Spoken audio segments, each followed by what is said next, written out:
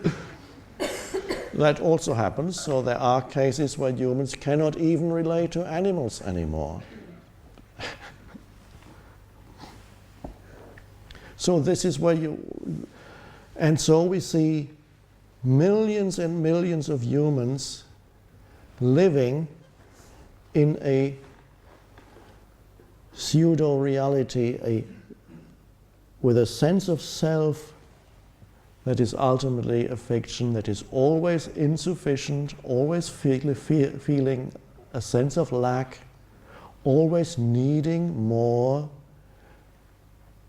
always even needing to make enemies so that it can still define itself as me and the other, needing some kind of conflict so that its separate sense of self can remain intact. What can I be in conflict with today? What can I complain about now so that I can feel a little bit more myself? Ah, there it is.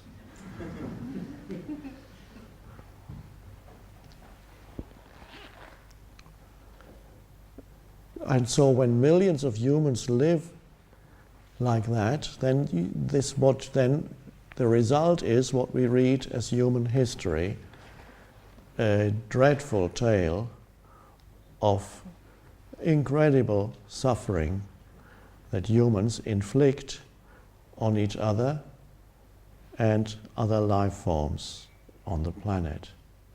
Incredible suffering. And so the same you see on television tonight. When you switch on the news, you will see just how mad the collective consciousness is of humanity in its present evolutionary stage. And yet, here we are. Here we are, and we recognize that all that is a form of, one could say, collective mental illness that humanity is suffering from.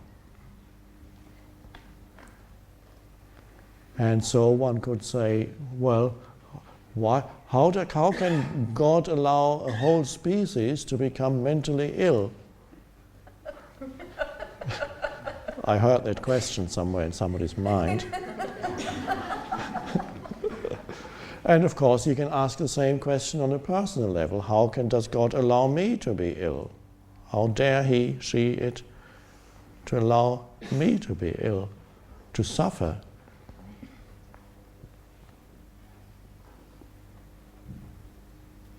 And of course, within the larger whole, everything has its place, and everything is as it should, including your personal illness for the moment. Doesn't mean healing cannot happen. But there are many humans here who were brought here, who would not be here if they had not suffered some kind of dysfunction in their lives. Physical illness perhaps, or some great loss. And so you can already see on your personal level that your suffering, your physical suffering, whatever it may be, to some extent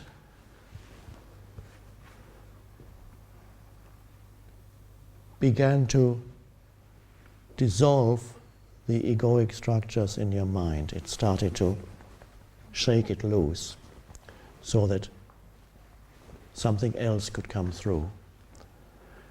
And you suddenly found yourself becoming interested in the present moment. And then you end up here. And no matter what your story is, and some of you may feel that it was all one big mistake, the story of me was all one big mistake. You are here now.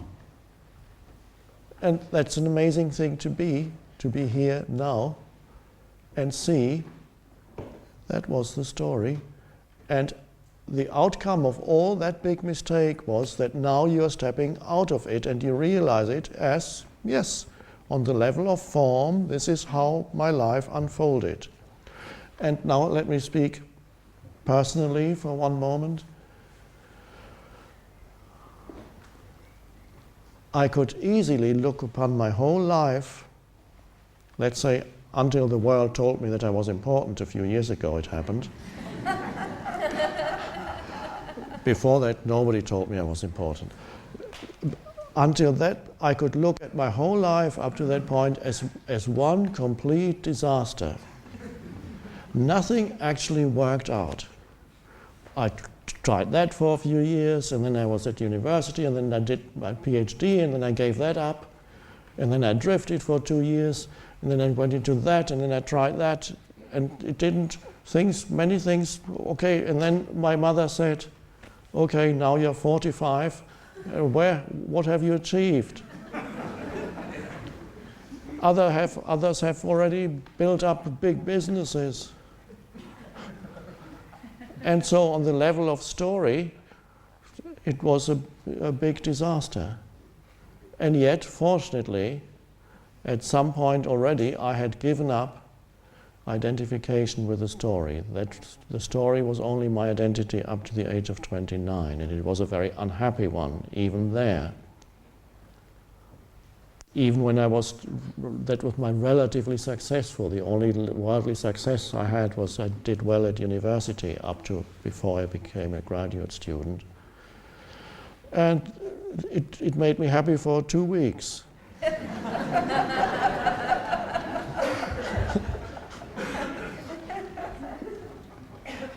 And so, isn't it strange that a failed story can produce a flower? The flower of consciousness.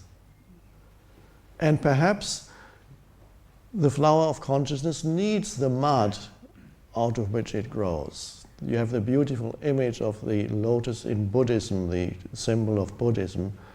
The lotus flower, it has its roots in the mud, and it grows out of that. And there's nothing more beautiful in human life than a failed story.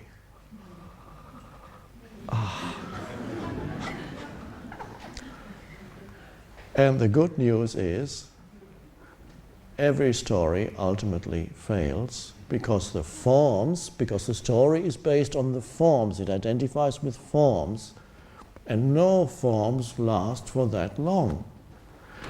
No building lasts for that long. Eventually it crumbles. All forms are temporary and they are beautiful. The essence that is hiding in each form is the formless one life. That is indestructible. But even this beautiful form, FINDHORN, it is not eternal as a form, but the eternal shines through the forms here. That is why, because the forms are transparent, and you also are not eternal as this form, and yet a transparency is happening in you even as you sit here, so that that which is beyond form, no matter what we call it, stillness, presence, beingness, a deep sense of I am, that before got mixed up with the story of me, and that the preciousness of being is your true specialness.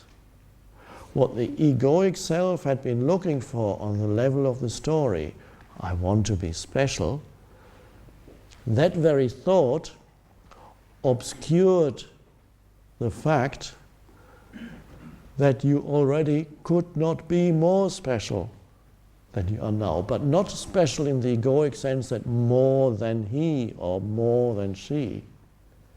Special in the sense that there is a beauty and preciousness that is the essence of your being, and that is what deep down you can sense. Even the person who is most completely identified with their story and their conceptual sense of self, They feel that there's something precious that is me, but they confuse it with the forms, thought forms. It gets that essence of being, which is formless and timeless, gets mixed up with form, with thought, and a story in the head.